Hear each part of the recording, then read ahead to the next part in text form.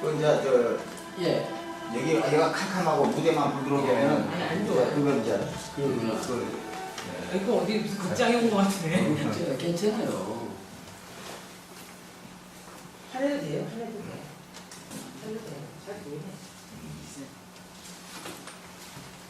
자, 그럼 저희 임 교수님께서 먼저 강의해 주시면 김현수 교수님, 흉계 학술대에 넘지. 감사합니다. 김 교수님, 김 교수님, 이거 혹시 하면 되죠? 네. 네.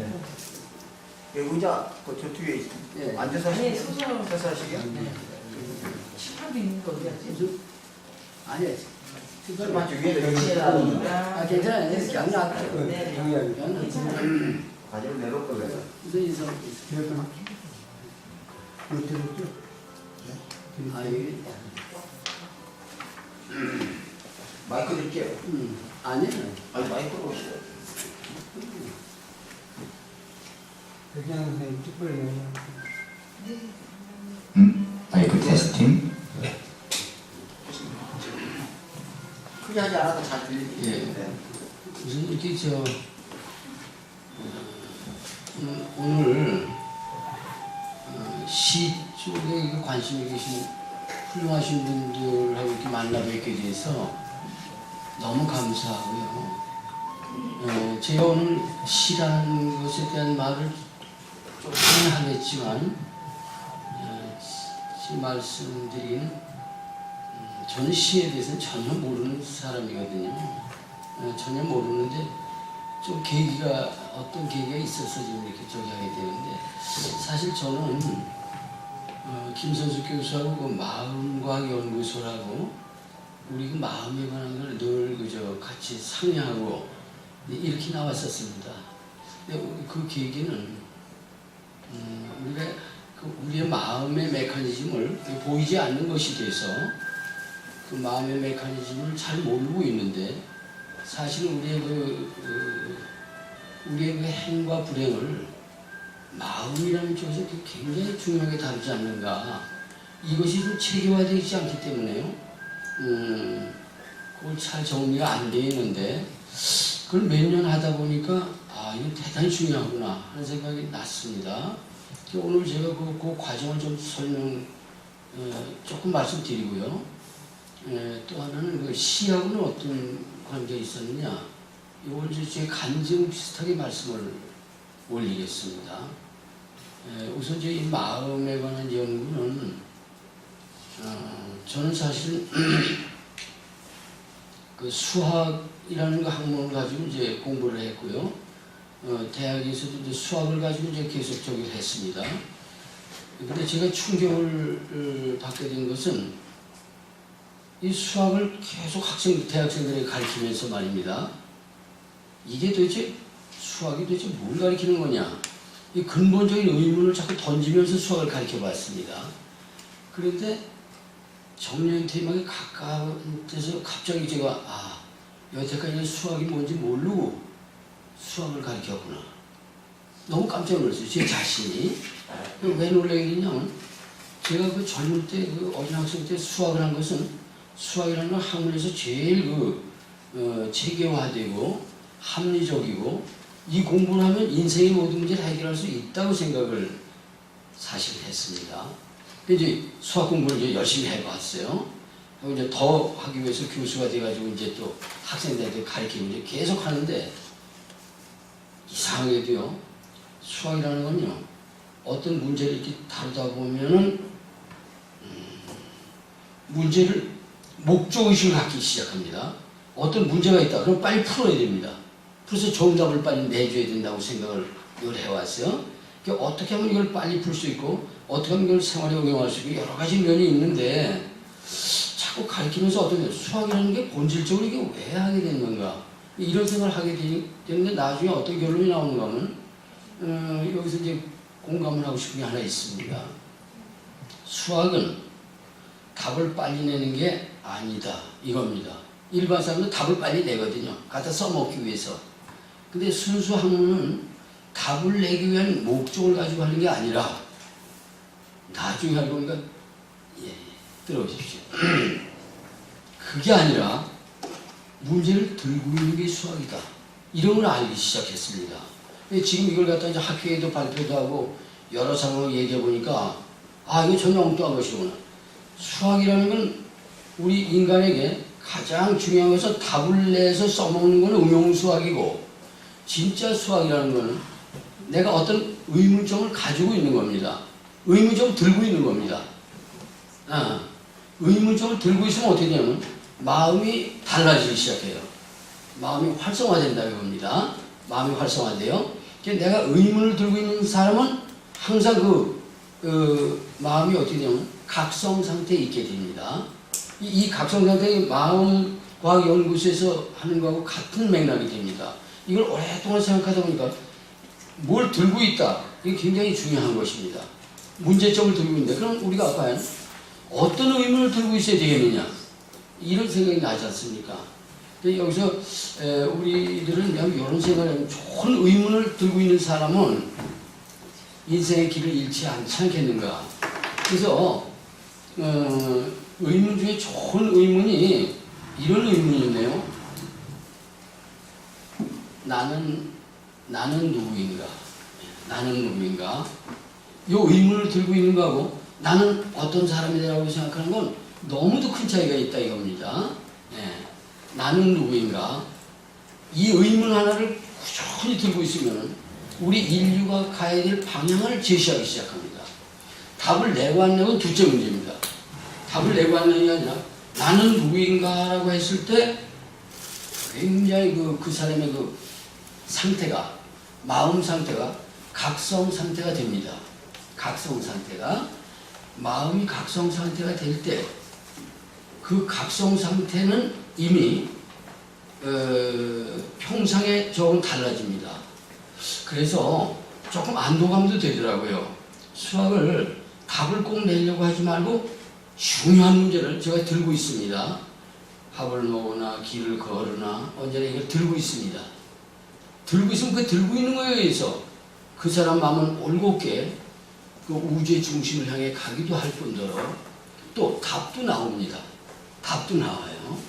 그러니까 이것이 지금 명상하고 연결되고 마음의 과학 연구소에서 하는 거하고도 직결되는 것 같아서 늘 그 의문을 가지고 왔습니다.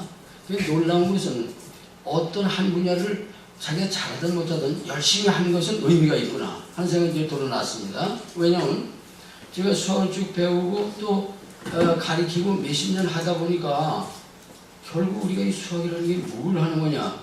문제를 들고 있는 것이다. 그 문제 들고 있는 그 상태를 가지고는 이 금강경 해석이 되기 시작합니다.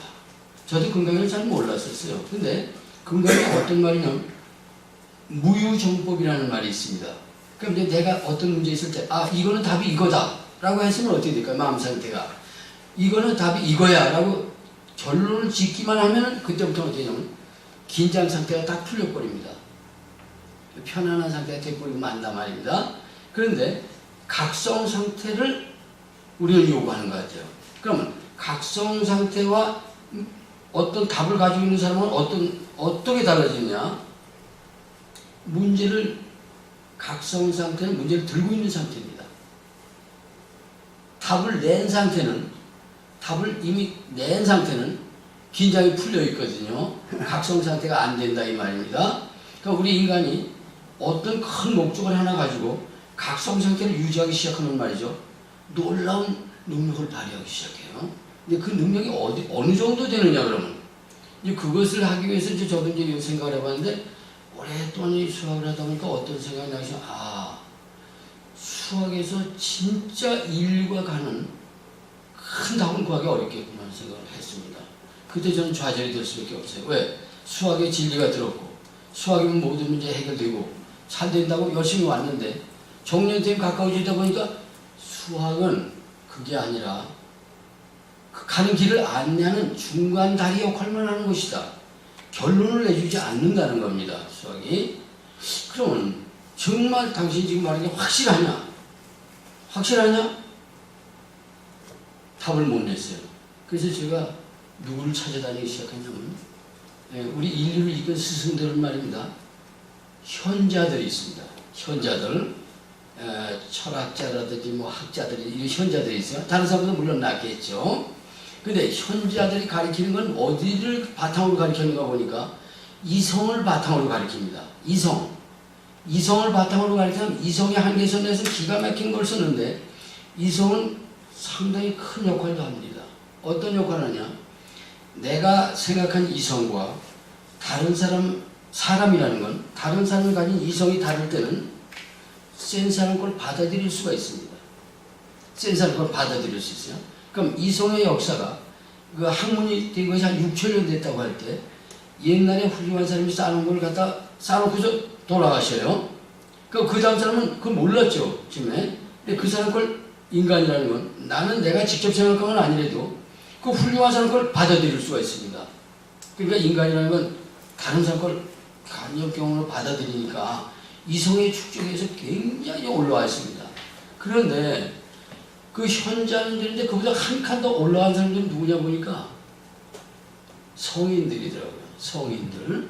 성인들은 뭐 붓다라든지 예수라든지 뭐 소크라테스라든지 이런 일반 현자하고는 다른 사람들이 있어요. 그러니까 도대체 저는 이런 생각했어요. 현자와 성자의 차이가 도대체 뭔가 이걸 생각해 봤습니다. 수학을 하는 사람들은 현자에 속할 수가 있는 것 같습니다. 제가 볼 때는. 그런데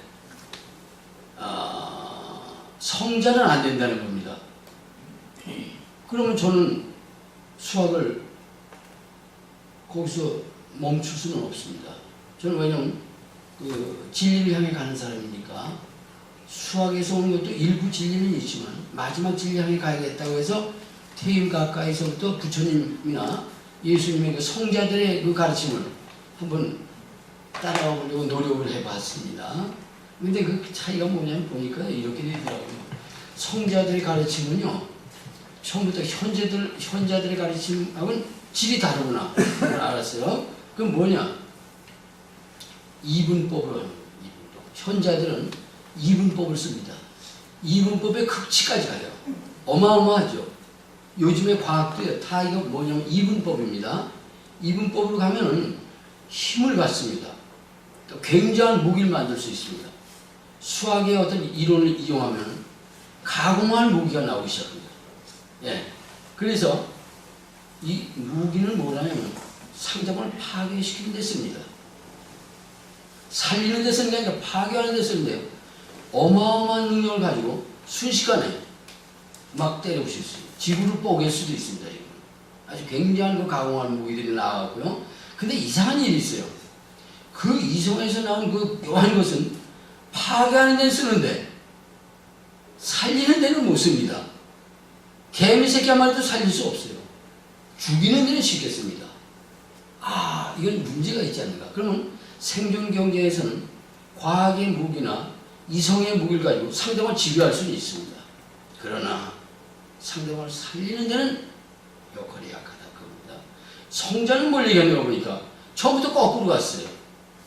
상대방을 살리는 쪽으로 갔습니다. 이거는 그 사람이 어떤 결론을 맺고 안 맺고를 떠나서 대단히 훌륭하다. 이런 생각이 들어갑니다. 감동이 되기 시작했어요. 부처님의 말씀을 다시 한번 본다든지 할 때 너무도 감동되는 얘기인데 근본적으로 처음부터 다른 데가 있더라 말입니다. 이원론이라는 것이 이원론은 처음 쪼개는 겁니다. 분석해 나간다. 분석. 제가 분석하기 전공입니다. 사실은. 수학에서 분석하기 있어요. 분석이 전공인데 쪼갠 다음에 쪼개놓고서 무기를 만들고 파괴는 시킬 수도 살릴 수 없지 않습니까? 그럼 쪼갠 다음에 반드시 해야 될 일이 있습니다. 어떻게 해야 될까요? 합칠 수 있어야 됩니다.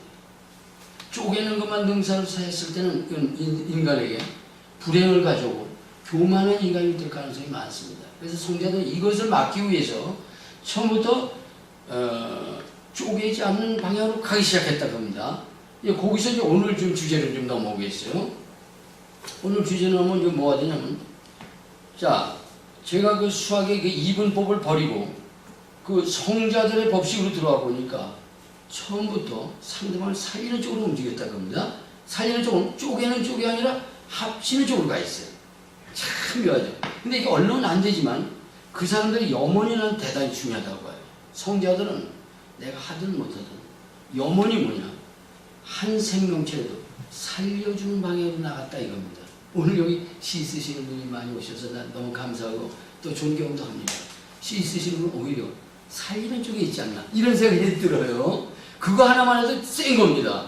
이분법 아무리 조작하고 아무리 큰 등치를 해도 그거는 이것을 합치려는 그런 마음을 가진 사람은 게임이 안 된다 이거죠. 예.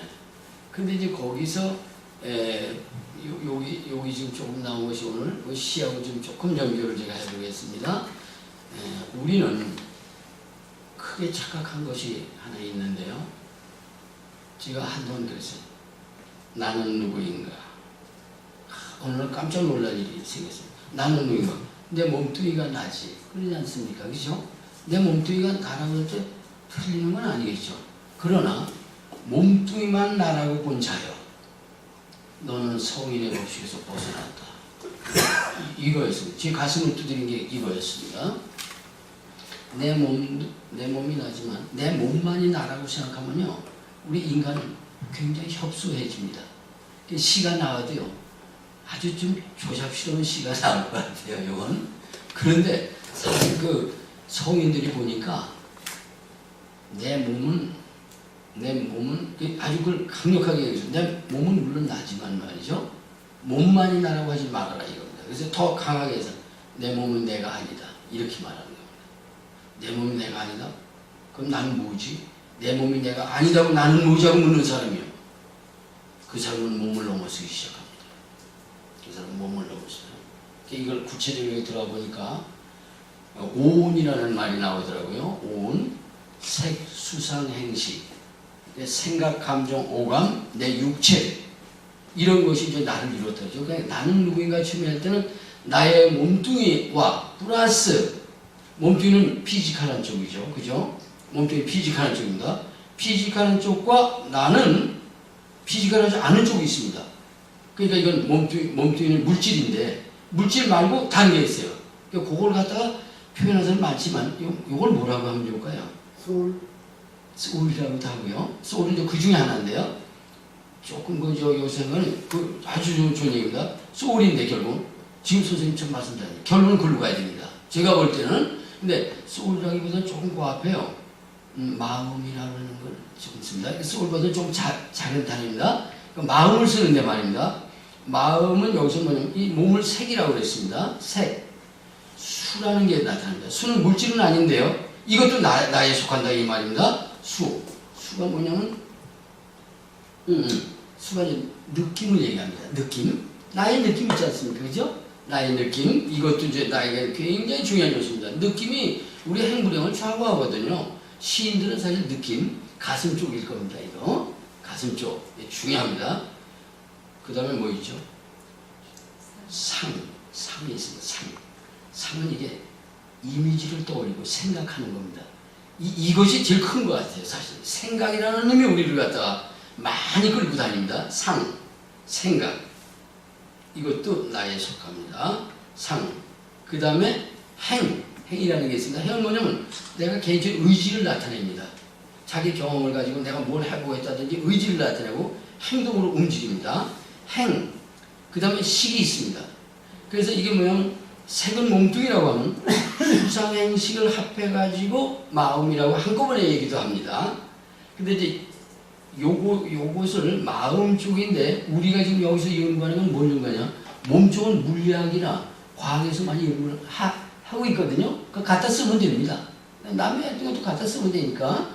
근데 이 마음을 연구를 해보면 수상행식인데 이것이 다시 제가 여기서 묻습니다. 그럼 자, 내 몸과 마음을 합해서 나라고 하자. 과연 맞는 것이냐? 여기 의문점이 있습니다. 요거만 가지고 나라고 한다면 오온이 나라고 하는 거죠. 그죠? 근데 부처님은 뭐라 그러냐면 오온은 개공이다. 오온은 실체가 아니다 이겁니다. 그러니까 오온이 실체는 뭐가 실체란 말이야? 이렇게 됩니다. 그래서 아까 선생님 말씀하신 오온 너머에 뭐가 있다는 겁니다. 사실은 이거를 소울이라고 하고 스피릿이라고도 하는데 어쨌든 우리 용어에 여기 잡히지 말고 말이죠. 그거 너머에 뭐가 있다는 거. 오늘 여기로 들어가랍니다. 오온이라는 거 너머에 뭐가 있다는 겁니다. 근데 여태까지 사람들은 우리 경험한 바에 의하면 오온이 전체, 나의 전체인 줄 알았습니다. 사실은. 오온이 나의 전체인 줄 알았다는 겁니다. 그러니까 오온이 나의 전체라면 오온을 잘 갖추기 위해서 열심히 노력을 하죠. 이게 이제 인간의 어떤 삶인데요. 성인들이 볼 때는 오온에 집착한 자여, 너는 그 너머의 세계를 모른다. 이런 얘기입니다. 그럼 시인이, 진정한 시인이 되려면 저는 어떻게 보느냐? 저는 시인은 아니지만 느낌이 왔어요. 뭐냐? 오온을 넘어선 자입니다. 오온의 바탕을 너머에 있는데 이것 때문에 논란이 많습니다. 그런데 저는 오늘 주장하고 싶어요. 제가 느낌도 오온은 성인들이 볼 때는 네가 아니다 이겁니다. 너의 오히려 겉옷과 같은 상태다. 진짜 네가 있다. 그건 뭐냐? 오온 너머에 있다 이거죠. 오온 너머에 있다. 근데 오온 너머에 진짜 네가 있는데 이걸 벌써 오온이라고 하면 어떤 사람 참나라고 그러고 어떤 사람 하느님이라고도 얘기하고요. 어떤 사람 본래 면목이라도 얘기하지만 그 용어에는 우리 너무 잡히지 말고요. 어쨌든 여기서 이것만 하면 어떨까요? 오온 너머에는 아무것도 없다고 생각한 사람과 오온이 나라고 생각한 사람하고는 하늘과 땅 사이가 되기 시작합니다. 그럼 진정한 시인이나 인류를 향해서 아주 신선한 빛을 내는 사람들은 어디서 메시지를 받아야 되느냐 이런 얘기죠. 오온 너머에 그 본래 자리에 대한 감을 가지고 있는 사람이 있는 겁니다. 이걸 저 나중에 밝힌 사람들 보니까요. 오온이 왜 내가 아니라는 걸 부처님 법칙으로 설명하는 사람도 있고요. 과학적인 법칙을 가지고서 오온이 내가 아니라는 걸 증명도 합니다. 증명도 해요. 여기서 그걸 밝힌 용어에서 우선 한번 읽어볼까요? 내 몸만이 나가 아니라는 건 확실합니다. 왜 그렇죠? 그거 하나만 밝혀보자고요. 내 몸만이 나라고 하는 자는 몸에 갇힌 사람이 될 겁니다. 조그만 사람이 될 겁니다. 겁니다. 그러니까 몸이 나의 전체라고 봐서는 안 된다는 것을 부처님이나 이 성인들의 법칙을 보면 이런 겁니다. 내 몸은 내가 아는 대상이지 이렇게 보는 겁니다. 내 몸 내가 알잖아요. 이게 아는 대상이 있는가 하면 아는 자도 있는 거 아닙니까? 그죠? 아는 자가 아는 대상을 안다 이겁니다. 그럼 대상이 나일 수는 없다 이거죠. 대상을 알아보는 자가 나다는 겁니다. 이게 성인 법칙인 것 같아요. 자, 그럼 뭐냐면 오온이라는 것이 지금 분명히 존재하는데 이건 내가 알 수 있는 거 아니야. 느낌은 알 수 있을까요? 없을까요? 느낌도 내가 알 수 있죠. 알 수 있는 대상이지. 느낌을 아는 내가 있잖아요. 그죠? 오온을 아는 내가 있다 이겁니다. 그럼 뭐 어떻게 되냐 갑자기. 내가 여태까지 나라고 생각한 나를 벗어나 있어요. 아마 시인은 가끔 그걸 느끼실 겁니다. 제가 이렇게 걷죠. 제가 경험해보면 제가 걷죠. 걷는 걸 보고 있어요. 그놈이 진짜 나다. 그럼 내가 지금 우주 공간에 지금 속해 있어요. 내가 도대체 얼마나 큰 존재인가 보면 말이죠. 지금 내 몸뚱이에 갇히지만 않으면 말이죠. 내가 우주 바깥으로 나가요. 우주 바깥에서 날 봅니다. 우주는 알 수 있는 대상이다. 내가 아직 다 모르지만 우주는 알려지는 대상이다 겁니다. 그렇죠? 그럼 그 알려지는 대상을 아는 놈이 있다 이거죠. 이놈이 뭐냐? 이게 진짜 너다. 이런 얘기입니다. 이게 진짜 너다. 자, 그러면 이제 오늘 진짜 나를 알기 시작하면 어떻게 될 거냐? 이 세상에 잘 사는 사람은 뭐냐? 진짜 나를 체험할 기회가 가끔 옵니다. 진짜 나를 체험할 기회가 가끔 와요. 이때 놀라움이 있어요. 저는 여기서 학문적인 추구는 그만하고 이걸 실제로 제가 느낀 거하고 여러분하고 저기 하는 걸 얘기해 보세요. 제가 며칠 전서부터 이런 그 실제적인 얘기는 서로 허물없을 때 얘기될 수 있죠.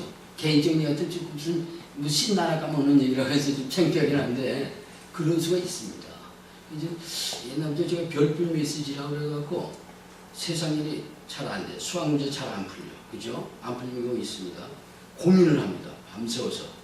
고민하다 풀리면은 잘 됐다고 한숨을 놓는데 안 풀리는 경우는 어떻게 할까요? 안 풀리면 계속 신고합니다. 지들 몇 개월씩 잠 안 잡니다. 시간에. 안 풀려요. 근데 놀라운 일이 벌어집니다. 안 풀리는데 이거 왜 안 풀리냐고 성질 막 내고 하면 끝까지 안 풀립니다. 이런 수가 생겨요. 끝까지 안 풀려요. 근데 어느 날 안 풀릴 수도 있는 거죠. 이렇게 좀 마음을 조금 이렇게 좀 뒤집어 봐. 마음을 뒤집어 내가 인정을 해줘요. 인정을 하고 나면요 갑자기 풀려요. 난 그래서 아주 까무러치게 아니 풀려고 죽어라고 고생할 때는 안 풀리는데 이거 왜 안 풀렸을까요? 오온에 잡힌 겁니다. 오온에 잡히면 안 풀려요. 근데 어느 날 오온을 내려놨어. 답이 나왔어요. 이때 기쁨을 말할 수 없어요. 근데 제가 그걸 약간 느끼면서 과학자들을 보든지 유명한 과학자들 보면요 전부 그거더라고요. 하다가 붙들고 있을 때 안 풀리는데 놨을 때 풀리는 겁니다. 그게 뭘 암시하고 있냐면 오온만이 네가 아니라는 거죠. 오온 너머에 네가 있다. 이런 얘기입니다. 오온 너머를 보려면 오온을 포기할 때 보이거든요.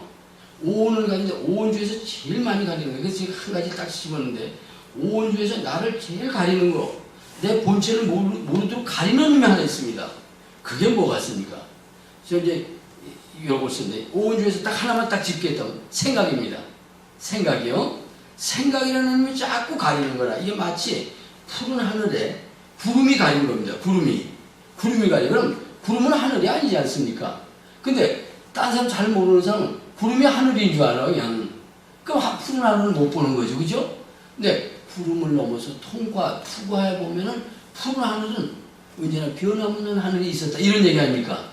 이거와 똑같이 오온의 세계를 넘어서 오온 너머에 진짜 네가 있다. 이걸 참나라고도 하고, 그 이제 스피릿이라고도 하고, 뭐 그렇게 말을 합니다. 전 그냥 그런 의미 있어요. 그냥. 근데 우리가 저는 행복하게 살아야 되지 않겠습니까?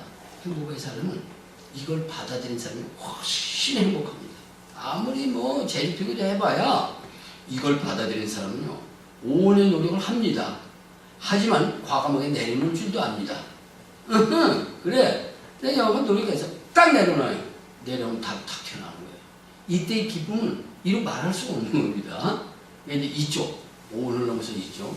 근데 이쪽이 이제 시하시는 분이기 때문에 이제 그걸 한번 연결해 보고 싶은데요. 제가 요즘에 제 시골에 제가 저 남양주 쪽에 있거든요. 남양주에 마성이라는 데 있습니다. 아주 교통이 나쁜데 거기 보광사라는 그 천마산 밑에 절이 있습니다. 근데 어떤 계기가 돼서 새벽 3시에 거기 나갑니다. 나가면 거기 탑을 조성해 놓고 있는데 그 탑에 가서 3시에 탑 이렇게 걸어요. 걸어서 이렇게 탑돌이를 제가 혼자 해봤어요. 야, 근데 지금 깜짝 놀라면 여태까지 내 세상을 다 안다고 하는데 그날 그 별빛과 달빛과 그 천마산의 그 새벽의 그 분위기 이런 걸 보니까 내가 그냥 내가 바보같이 살았구나. 여태 이렇게 거기서 30년 이상 살면서 한 번도 본 적이 없잖아요. 직접 그걸 대면하는데 뭐가 되냐면 내가 이걸 연구하다 보니까 딱 이쪽으로 가더라고요. 생각이 딱 끊어지더라고요. 생각이 끊어져. 근데 생각이 끊어지면서 갑자기 시가 나와요. 저는 시라는 걸 한 번도 물론 그전에도 어떤 그런 계기의 시를 좀 몇 개 쓴 건 있지만 오늘 아침에 쓴 시를 여기다 김선숙 교수가 올렸네.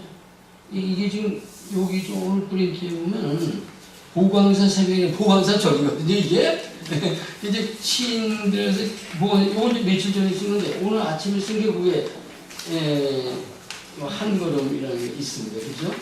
한 걸음. 오늘 아침에 쓰는데 하루에 2편씩 나오는데 조금 고민하는 게 있어요. 시를 쓰려고 그러면 시가 안 나오는데. 진짜 이거 시간 할거 없이. 박사님, 그거 아주 저는 이걸 너무 창피해서 시인들 앞에서 감히 얘기해서 근데 저는 뭘 얘기하고 싶은 거냐면 지금 시를 쓰려고 생각한 게 아니라 보광사 새벽에 마음을 이렇게 가다듬고요. 이 깜깜한 그 새벽에 이렇게 걸어요. 거기를 걸어가는데 2발만 뛰면 시가 쏟아지는 거예요. 그래서 이제 조금 이렇게 써오잖아요. 근데 고민이 하나 생겼습니다. 그래서 난 이게 시인들한테 물어보고 싶어요. 딱 근데 시가 싹 쏟아지거든요. 쏟아지면 이걸 대충 써야 될 거 아닙니까? 그죠? 근데 잘 안 써지는 이유가 있어요. 왜 안 써질까요? 잘 안 써집니다. 한 번에 3개가 나와요. 한 번에 하나씩 나와야 될 거 아닙니까? 한 번에 세 개가 나와. 세 개 나오면 어떻게 쓸 수가 없잖아요. 그런 느낌은 있습니다. 근데 얼마나 빨리 나오냐면 시가 순식간에 세 개가 싹 나온단 말입니다. 나와서 이제 조금 이제 더듬어가면서 이렇게 써보지만 써놓고 보면 이 시가 좋다 나쁘다는 전혀 관계없이 아 이건 분명히 뭘 거치지 않았다. 아까 제가 지적한 게 있었죠. 생각을 거치지 않았습니다. 저는 그 말씀만 드리고 싶어요. 사실은 우리가 여태까지 뭐 생각으로 하고 과학이고 이성이고 뭐 전부 생각으로 했는데 생각 너머시가 분명히 있다고 저는 말씀드리고 싶어요. 이게 이제 이걸 하다 보면 이게 나오는데 아 시인들도 그쪽에 계시지 않는가 이런 생각이 나요. 그럼 어떤 사람은 직관이라는 말을 쓰더라고요. 직관. 직관이 뭔데? 이렇게 말하잖아요. 근데 저는 제대로 해석을 했습니다. 죄송합니다. 직관은 뭐냐? 생각을 거치지 않고 나오는 메시지입니다. 메시지. 그래서 그 번쩍하고 나오기 때문에 제가 이름을 붙였어요. 별빛 메시지라고 이름을 붙였습니다. 별빛 메시지가 나올 때는 저는 제 몸의 컨디션을 압니다. 별빛 메시지가 새벽에 쏟아질 때는 컨디션이 무조건 좋은 겁니다. 찝찝한 일이 있으면 절대 별빛 메시지 나오지 않습니다. 이거 몇 번 경험해 보니까요. 분명하더라고요. 벌써 별빛 메시지가 나오려면 컨디션이 몸이 가벼워. 이상하죠. 벌써 이거 나오겠다. 확 튀어나오는 겁니다. 근데 오늘 말이죠. 왜 불행했는가 보면 말이죠. 이 세계를 모르고 살았던 것 같아요. 이 세계를 모르고 요쪽 세계에서만 살았거든요. 그러니까 요쪽 세계로 잡으려면 가장 강력한 요인이 뭐냐? 아상이에요. 아상. 내가 여기 잡으려고 내가 내 생각을 갖고 잘 살아보려고 애를 쓰잖아요. 이게 나쁘다는 건 아닙니다. 그죠? 나쁘다는 건 아닌데 아상에 잡힌 자요. 너는 이 세상을 그 무궁무진한 그 무한대의 세계를 네가 바가지로 물뜨고 있지 않냐. 이런 식이 돼버린 겁니다.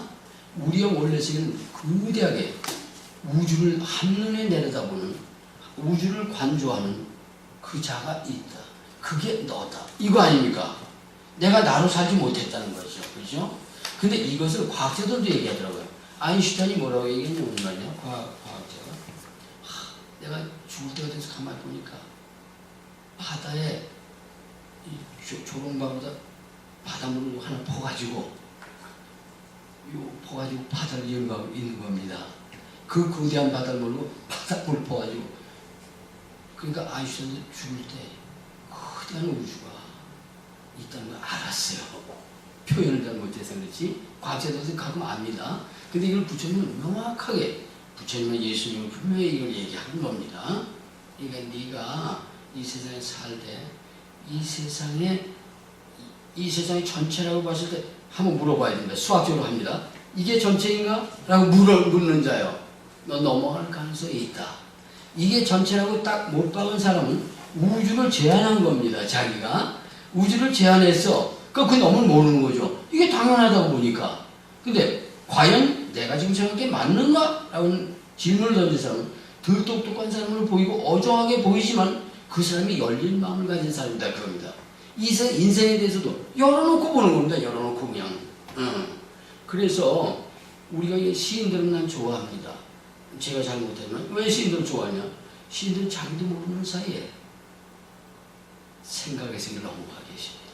생각에 넘어서 막 쏟아져 나올 때 이 기쁨, 여러분하고 나누는 기쁨, 뭐 이런 걸 생각하면 이건 굉장히 대단한 것이 되지 않겠습니까? 예, 그 너머의 세계에 있다는 것이 성인들의 세계고 요 안쪽에서만 움직인 것이 이 학자들입니다.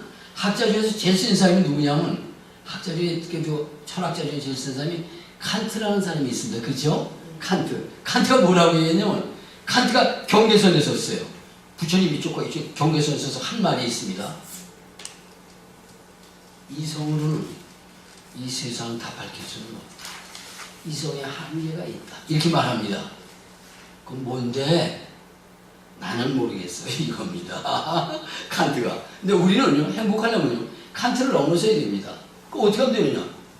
칸트가 부처님은 뭐라고 하냐?